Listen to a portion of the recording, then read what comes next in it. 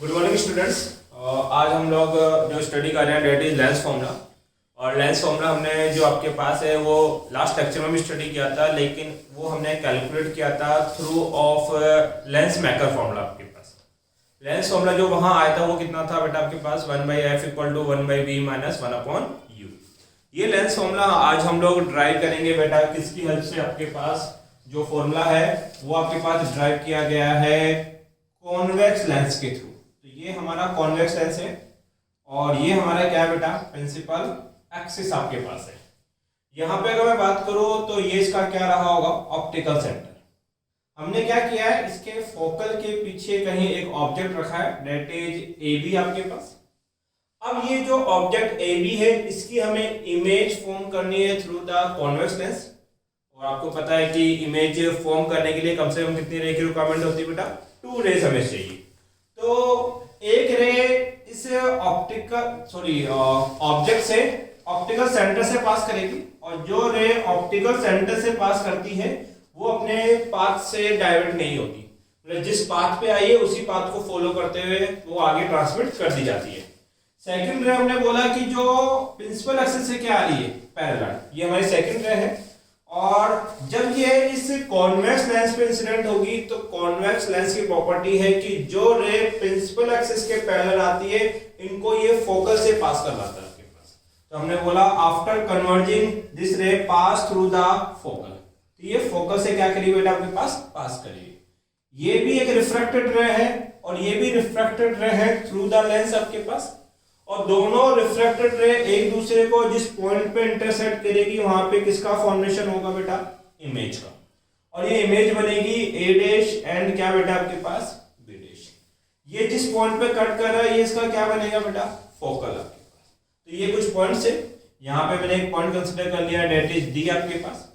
ध्यान दीजिए optical centre से ऑब्जेक्ट के डिस्टेंस को बोला जाता है बेटा ऑब्जेक्टिव डिस्टेंस। और ऑब्जेक्टिव डिस्टेंस को हम किससे रिप्रेजेंट करते हैं बेटा U से। तो ऑप्टिकल सेंटर से लेकर ये जो डिस्टेंस है ये कितना होगा U। ये U पॉजिटिव होगा कि नेगेटिव? नेगेटिव इसलिए होगा क्योंकि इंसिडेंट रे इस ओर है और डिस्टेंस हम कहां से मेजर करते हैं बेटा through optical centre. Optical centre से ऑब्जेक्ट के लिए जा रहे हैं तो इंसिडेंट रे के अपोजिट डायरेक्शन में मूव कर रहे हैं, इसलिए ये U कैसा बेटा नेगेटिव आपके पास। दूसरा देखो हम ऑप्टिकल सेंटर से फोकल को कैलकुलेट करेंगे तो बताइए ये डिस्टेंस कितना होगा आपके पास F। फोकल लेंथ पॉजिटिव की नेगेटिव? पॉजिटिव इसलिए है क्योंकि इंसिडेंट रे इस डायरेक्शन में है और ऑप्टिकल सेंटर से फोकल पे भी इसी डायरेक्शन में जाना पड़ेगा, दोनों का डायरेक्शन सेम है तो F कैसा पॉजिटिव। ऑप्टिकल सेंटर से इमेज तक का डिस्टेंस क्या होता है बेटा इमेज डिस्टेंस, जिसको हम लोग V से रिप्रेजेंट करते हैं और V भी कैसा आएगा यहाँ पे पॉजिटिव। यहाँ पे कुछ टर्म्स मैंने लिखी है कि जो आपके पास OA डिस्टेंस है वो कितनी है OA माइनस U। OF कितना है सर F। OA' कितना है V। मुझे ये चाहिए FA' की वैल्यू चाहिए तो ये कैसे निकालूंगा सर? अगर मुझे FA' चाहिए तो इसको लिख सकता हूं मैं आपके पास OA' माइनस OF। मुझे ये चाहिए। अगर इस टोटल में से ये सपरेट कर दूं तो ये बच जाएगा क्या? तो हमने बोला OA' में से OF को निकाल दो तो आपको क्या मिल जाएगा FA' मिल जाएगा। अब देखो आपके पास OA' किसके बराबर है V के माइनस OF किसके बराबर है F के। इसका मतलब कि FA' की वैल्यू कितनी है बेटा V माइनस F आपके पास। आपने 10th में या 9th के अंदर कुछ थ्योरम पढ़ी होगी मैथमेटिक्स में। थ्योरम कुछ इस तरीके से, मान लीजिए आपके पास कोई दो ट्राइंगल है। कितने ट्राइंगल बेटा दो। ये पहले ट्राइंगल का परपेंडिकुलर ये इसका बेस, ये दूसरे ट्राइंगल का परपेंडिकुलर ये इसका क्या है बेस है आपके पास। मैंने बोला इस ट्राइंगल का ये एंगल 90 और ये भी कितना है 90। ये एंगल 30 है तो इसका ये एंगल भी कितना है 30। जब आप किन्हीं दो ट्राइंगल के दो एंगल इक्वेट कर देते हो तो तीसरा एंगल अपना बराबर हो जाएगा। भाई ये 90 ये 30 ये 30 तो इसका ये भी 60 होगा, ये भी कितना होगा 60। तो हमने क्या किया कि कोई दो ट्रायंगल लिए और उनके सारे एंगल क्या कर दिए, इक्वल कर दिए, प्रूफ कर दिए। तो अब ये दोनों ट्रायंगल क्या लिखे जाएंगे, सिमिलर ट्रायंगल। कैसे ट्रायंगल बेटा, सिमिलर। और सिमिलर ट्रायंगल की प्रॉपर्टी होती है कि इनके परपेंडिकुलर का रेशियो इनके बेस के रेशियो के इक्वल आता है। मतलब कि पहले ट्रायंगल का परपेंडिकुलर और दूसरे ट्रायंगल का परपेंडिकुलर का रेशियो इक्वल होगा दोनों के बेस रेशियो के, that is b1 by b2। और ये प्रॉपर्टी आप तब अप्लाई कर सकते हो जब किन्हीं दो ट्रायंगल के कोई भी दो एंगल आप इक्वल कर दो, कोई भी दो एंगल क्या कर दो, इक्वल। और ध्यान दीजिए आपके पास ये जो लेंस फॉर्मूला है इसमें हम लोग इसी प्रॉपर्टी को यूज करने वाले हैं बेसिकली आपके पास। तो हमने क्या बोला, आपके पास एक ट्रायंगल दिखाई दे रहा है और वो ट्रायंगल है आपके पास ABO, दिख रहा है बेटा, triangle ABO and triangle A', B', O। Clear है? कितने ट्रायंगल दिख रहे हैं, दो। ये पहला ट्रायंगल मेरा और ये मेरा दूसरा ट्रायंगल आपके पास। देखो इस ट्रायंगल में एंगल A कितना है, 90, और इधर एंगल A' कितना है, 90। तो हमने बोला angle A equal to angle A' equal to कितना सर, 90 डिग्री आपके पास। दूसरा देखो, क्या ये ट्रायंगल और ये ट्रायंगल वर्टिकली अपोजिट ट्रायंगल है क्या? तो इस ट्रायंगल को नाम दोगे AOB। हमने बोला angle AOB equal to A', कितना बेटा, A', और ये क्या है सर, वर्टिकली अपोजिट एंगल आपके पास है। ठीक है, अब मैंने कितने ट्रायंगल लिए थे सर, दो, और मैंने दोनों ट्रायंगल की कितने एंगल बराबर कर दिए, दो एंगल बराबर कर दिए। तो अब ये दोनों ट्रायंगल कैसा ट्रायंगल बन जाएंगे बेटा, सिमिलर ट्रायंगल। और अगर ये दोनों सिमिलर ट्रायंगल है तो प्रॉपर्टी क्या अप्लाई होती है, उनका परपेंडिकुलर का रेशियो उनके बेस के रेशियो क्या है, इक्वल। ध्यान दो पहला ट्रायंगल कौन है, ABO। तो ABO में परपेंडिकुलर कौन है आपके पास, AB। दूसरे ट्रायंगल कौन है, A', B', O। इसमें परपेंडिकुलर कौन है आपके पास, A', B'। अपॉन में कौन, A', B'। इक्वल टू, बताओ आपके पास पहले ट्रायंगल में बेस कौन है सर, AO या OA, बात है कि आपके पास। अपॉन दूसरे ट्रायंगल में बेस कौन है, OA'। कोई दिक्कत है, बताओ OA की वैल्यू कितनी है, -u। तो हमने बोला sir AB upon A', B' equal to -u। OA' की वैल्यू कितनी है सर, V अपॉन में क्या, V। ये बन गया मेरा इक्वेशन नंबर फर्स्ट, पहले प्रोसेस में किसको लिखा। ठीक है, अगला प्रोसेस देखो आप लोग, नेक्स्ट है। अगली बार भी यही प्रॉपर्टी अप्लाई करनी है आपको, बट ट्रायंगल दूसरे है। देखिए आपको ये ट्रायंगल दिखाई दे रहा है DOF, तो हमने बोला ट्रायंगल है सर DOF एंड ट्रायंगल, दूसरा ट्रायंगल दिखाई दे रहा है FA', B'। हमने दूसरा ट्रायंगल बोल दिया FA', B'। सबसे पहले इनको सिमिलर प्रूफ करना पड़ेगा, और सिमिलर प्रूफ करने के लिए आपके पास कितने एंगल इक्वल करने पड़ेंगे बेटा, दो एंगल आपके पास। तो हमने बोला कि इसमें एंगल O कितना है, 90, और इधर एंगल A' कितना है, तो हमने बोला angle O equal to angle A' equal to कितने हैं, 90। और ये दोनों एंगल जो है वो वर्टिकली अपोजिट एंगल आपके पास है, तो इसका नामकरण करो OFD। Angle OFD equal to angle A', angle A', और ये क्या है, वर्टिकली अपोजिट एंगल।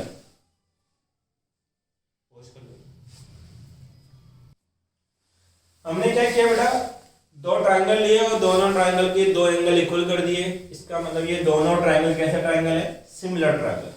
और सिमिलर ट्रायंगल की प्रॉपर्टी क्या होती है, उनके परपेंडिकुलर का रेशियो उनके बेस रेशियो के क्या होता है, इक्वल होता है।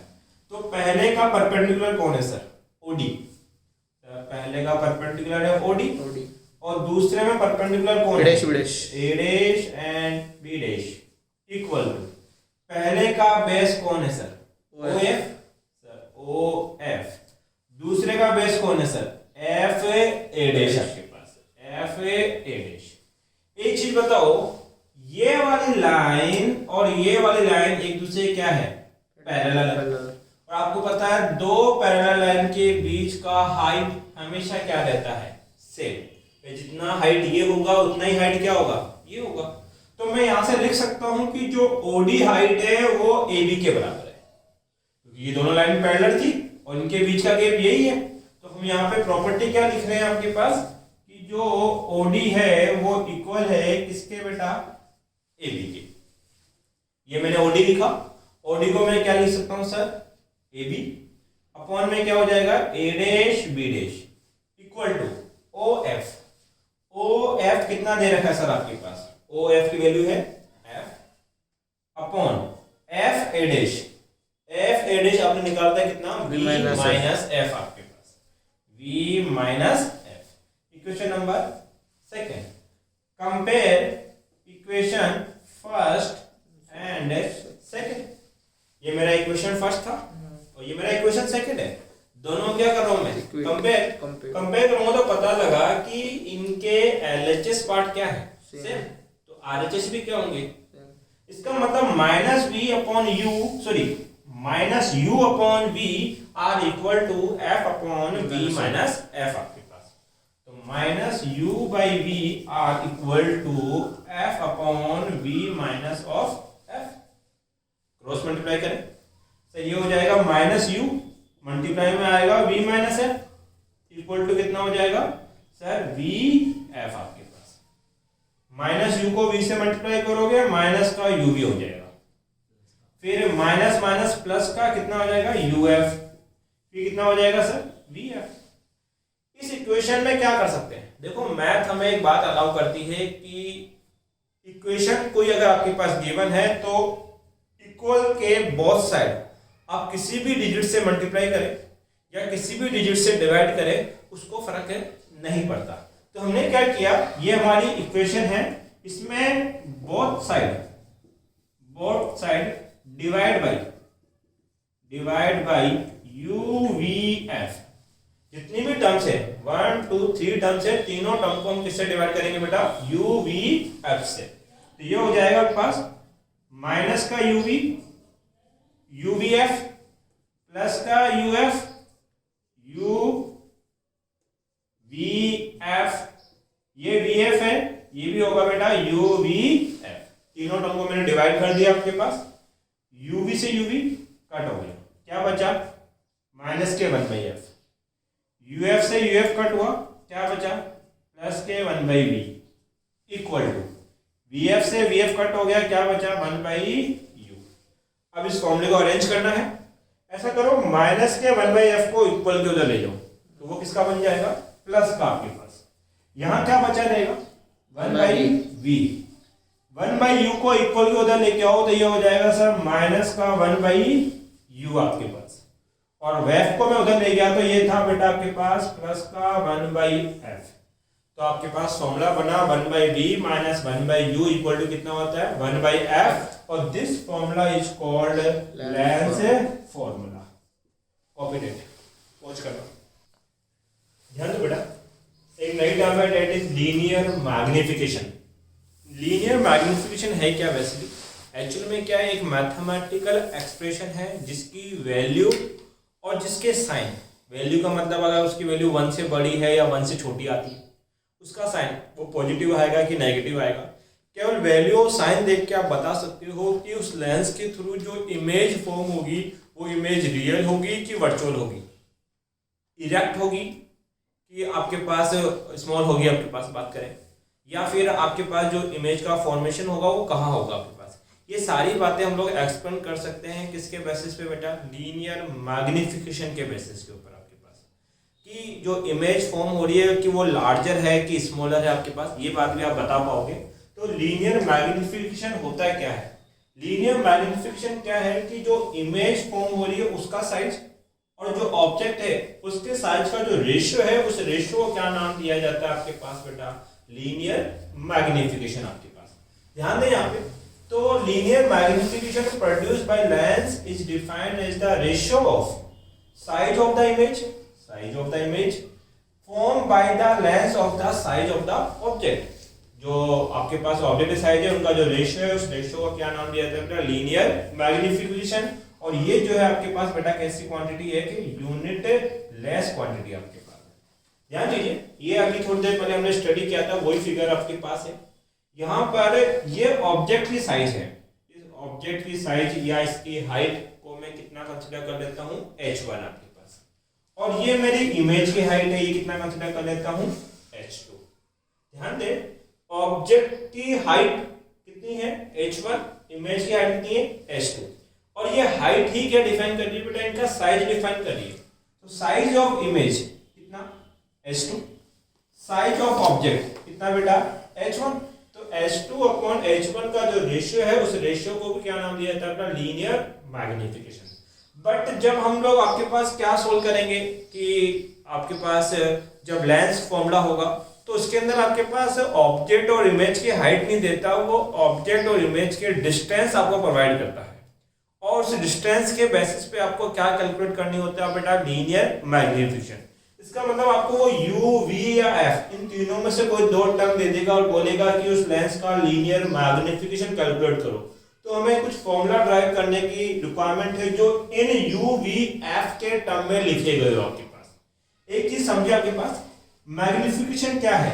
It is the ratio of image height and object height. ये आपका क्या है बेटा? Principal axis. प्रिंसिपल एक्सिस के ऊपर जो हाइट जा रही है उनको हम क्या कंसीडर करते हैं बेटा? पॉजिटिव। और प्रिंसिपल एक्सिस के नीचे जो हाइट जाती है उनको क्या कंसीडर किया जाता है बेटा आपके पास? नेगेटिव। अगर मैं इस पर्टिकुलर लेंस के लिए मैग्निफिकेशन की बात करूं तो m का फॉर्मूला क्या बनेगा? सर इमेज हाइट कितना?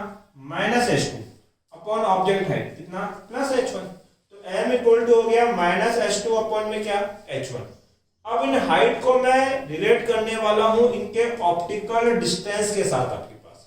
उसके लिए थोड़ा सा मैथमेटिक्स है। आपको ट्राइंगल दिखाई दे रहा है बेटा कौन सा? a dash b dash o and triangle of a b o।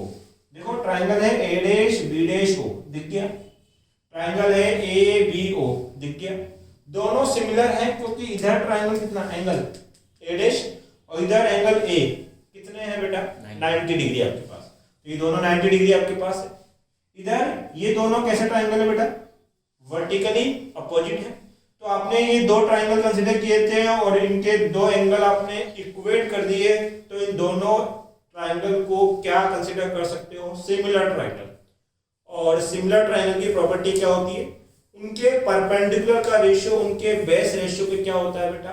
Equal. तो पहला ट्राइंगल कौन है? a dash b dash o। तो हमने लिखा यहाँ पे angle a dash equal to angle a equal to कितना है? 90। फिर इसमें a dash o b dash, angle a dash o b dash equal to इधर कितना है बेटा? Angle a o b। ये क्या है? वर्टिकली अपोजिट एंगल आपके पास। अब ये दोनों सिमिलर हैं तो पहले ट्राइंगल का परपेंडिकुलर, पहला ट्राइंगल है ये, इसका परपेंडिकुलर कितना है बेटा आपके पास? a dash b dash upon दूसरे ट्राइंगल का परपेंडिकुलर कितना है? AB इक्वल टू पहले ट्राइंगल का बेस, पहले ट्राइंगल का बेस कितना है? OA डैश, दूसरे ट्राइंगल का बेस OA आपके पास OA। हाँ भैया, A डैश B डैश की वैल्यू कितनी दे रखी? -h2 माइनस के h2 अपॉन AB की वैल्यू कितनी है? h1 equal to OA dash, OA dash की वैल्यू कितनी दे रखी है? V। और OA की वैल्यू कितनी है? -u। देखो इस माइनस से माइनस क्या हो जाएगा? कैंसिल।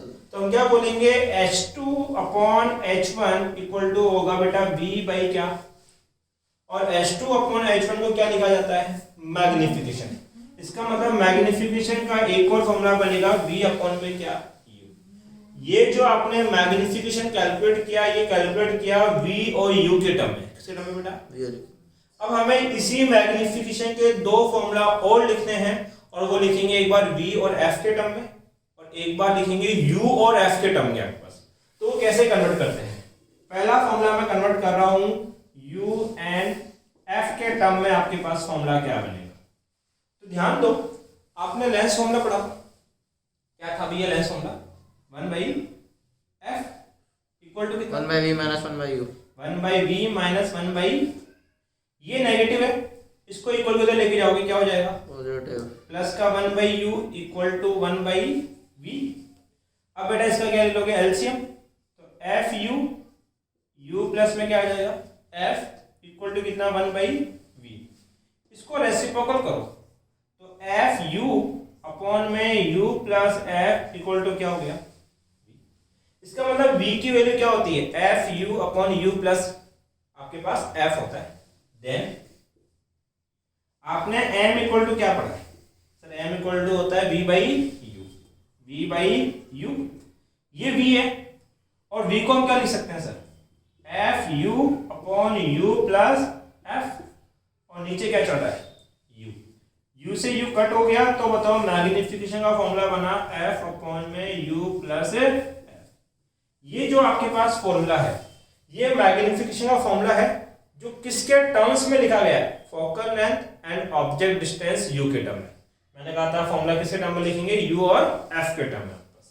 अब देखो हमें फिर से यही फॉर्मूला लिखना है बट इस बार फॉर्मूला हम लिखेंगे बेटा आपके पास v एंड f के टर्म में। आपके पास वो फॉर्मूला कैसे ड्राइव किया जाता है, कुछ नहीं करना, अभी मैंने किसकी वैल्यू रिप्लेस की थी v की, अब किसकी वैल्यू रिप्लेस करेंगे बेटा u की। ये जो फॉर्मूला लिखा है ना m इक्वल टू कितना v बाई यू, इसको ऐसे लिख दो क्या v multiply 1 by you, same similar है, कुछ नहीं किया, बस केवल इसको अलग फॉर्म में लिखा है मैथमेटिक्स के आपके पास। देखिए आपने लेंथ फॉर्मूला पढ़ा 1 बाई एफ इक्वल टू होता है 1 by V minus 1 by U. मुझे इस बार 1 बाई यू की वैल्यू चाहिए, तो ये नेगेटिव है, इक्वल को उधर लेके जाओ क्या बन जाएगा पॉजिटिव, और ये पॉजिटिव है इसको इक्वल को उधर लेके जाओ तो ये बन जाएगा बेटा क्या नेगेटिव आपके पास।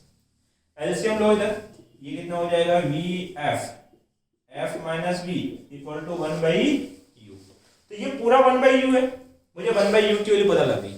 देन आप लोगों ने क्या पढ़ा कि m इक्वल टू होता है v मल्टीप्लाई 1 बाई यू, तो m as it is, v as it is, और 1 बाई यू को क्या लिख सकते हैं हम लोग f माइनस v अपॉन में v f। आपके पास v से v कट हो गया तो मैग्निफिकेशन हो जाएगा f माइनस v अपॉन में क्या बेटा f।